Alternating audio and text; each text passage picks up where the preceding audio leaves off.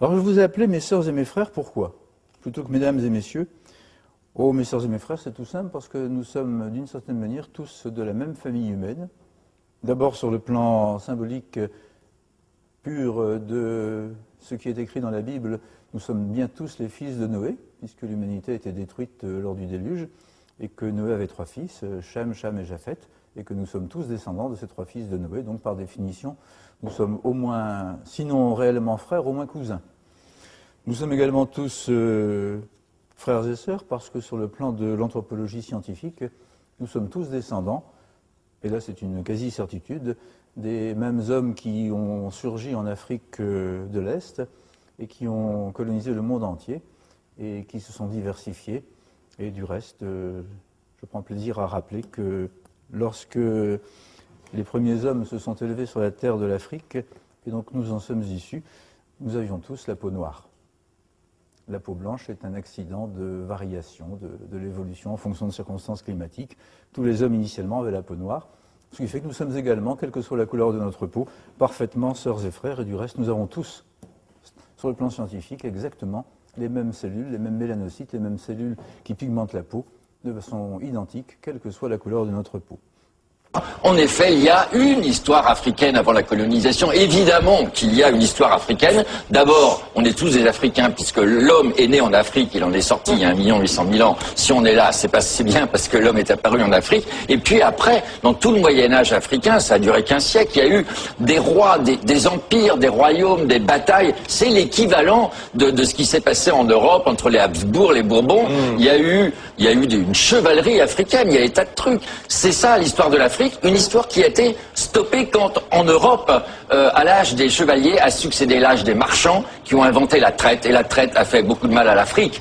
C'est vrai que pour tous les écoliers de France, l'histoire de l'Afrique commence à la décolonisation, à la colonisation plutôt. Mais non, mais il y a une histoire de l'Afrique avant. Il fallait se dire que... C'est très utile pour les politiques qui voulaient le pouvoir. C'est très utile de dire que le noir descende de son cocotier et qu'il est proche de l'animal, qu'il n'ait pas évolué, comme disait François. C'était vraiment très, très pratique. Et quand ils vont... toute la clique de Napoléon se retrouve en Égypte. En Égypte, il y a ce magnifique sphinx que l'on voit, et puis il y a Volney, qui est un grand intellectuel de l'époque, qui regarde le sphinx et qui se dit... C'est pas une tête d'arabe, ça, le sphinx. Les pommettes hautes, la bouche épatée comme ça.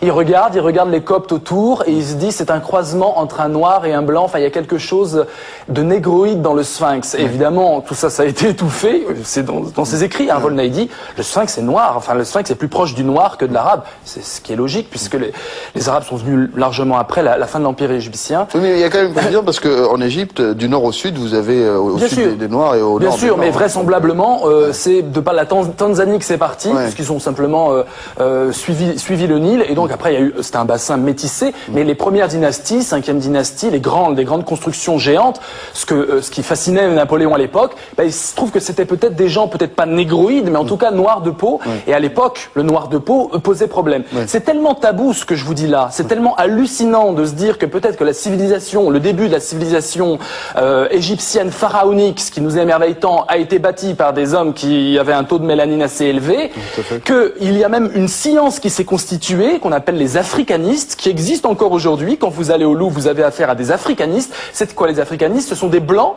spécialisés des noirs, spécialisés de l'Afrique, et qui nous disent à longueur de page, oui, mais c'était pas trop des noirs, non, parce que dans les années 30, on pensait que c'était évidemment des caucasiens qui avaient créé l'Empire égyptien, puis qui étaient repartis dans le nord. C'était tellement merveilleux, ça ne pouvait pas être des noirs, on était en pleine traite négrière. Vous voyez, là, on est vraiment dans un conflit où le Maurras est totalement instrumentalisé. Voilà pourquoi c'est piégé. Voilà pourquoi il faut mettre des pincettes et essayer de trouver, d'inventer des nouveaux mots. Et là, le philosophe peut s'associer aux scientifiques pour qu'on crée des mots faciles plutôt que faire des périphrases en disant génotype différent, etc. Il y a peut-être des nouveaux mots. Il y a ethnie qui est très à la mode. Ethnie aussi pose d'autres problèmes. L'Occident découvre que c'est l'Égypte et une Égypte noire qui a apporté tous les éléments de la civilisation en Europe. Et cette vérité, il n'était pas possible de l'exprimer. Voilà la vérité, voilà la réalité. Et ensuite, toute la ligne presque des égyptologues qui ont falsifié l'histoire de l'humanité de génération en génération et qui ont commis un crime le plus grave contre la science et l'humanité. Au sein de ces égyptologues aussi, il y a eu une tendance beaucoup plus modérée qui a essayé d'exprimer une vérité plus ou moins farée. Voilà. Donc, c'est comme ça, de falsification en falsification, qu'on en est arrivé à dire que l'Égypte est un accident géographique en Afrique. Et quand on parle de l'Égypte, on parle de l'Orient. L'Égypte, c'est pas l'Orient, c'est l'Afrique. Hein? L'orientalisme est une frustration, c'est une falsification. Il faudra bien qu'il arrive un moment où, après 1000 vérifications, quand les Africains seront édifiés sur ces faits, hein, qu'ils prennent leurs responsabilités, et que dans certains domaines quand même, qu'ils s'écartent de l'idéologie, parce que les autres font de l'idéologie, même si aujourd'hui ils occupent le haut du pavé, même si aujourd'hui ils sont les pays les plus développés, ils ont failli dans le domaine de la transmission des connaissances dans le domaine des sciences humaines.